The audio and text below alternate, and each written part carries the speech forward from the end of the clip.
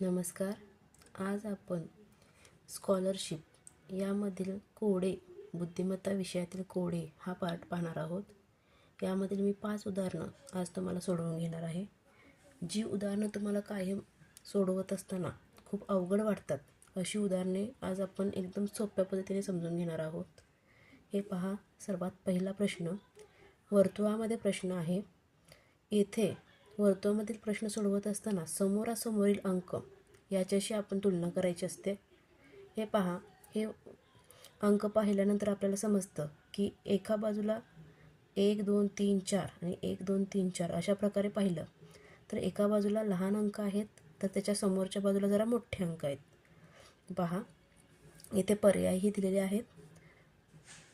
सर्वप्रथम इथं 7 पहा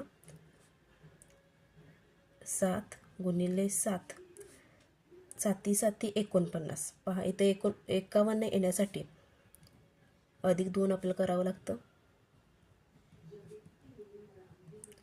अशा प्रकारे आता हे 7चं आपल्याला कळलं.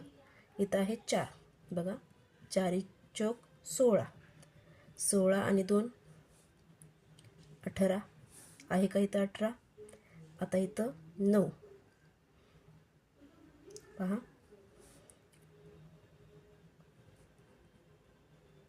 9 आणि 9 81, 81 2 83.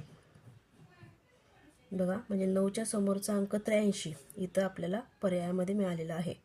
पर्याय क्रमांक 3. आता आपण दुसरं उदाहरण पाहूया. हे चौकोनामध्ये आहे. बघा, ह्या प्रश्नाचा विचार केल्यास आपल्याला समजते की ह्या सर्व मूळ संख्या आहेत. मग ह्या सर्व मूळ संख्या आधी मी चढत्या क्रमाने लावून घेणार आहे.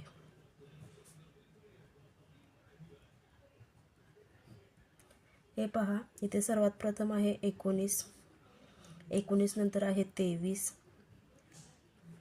29, 31, 37, 41, त्यानंतर आहे 47, नंतर आहे 53. अशा प्रकारे मी सर्व मूळ संख्या लिहिल्या.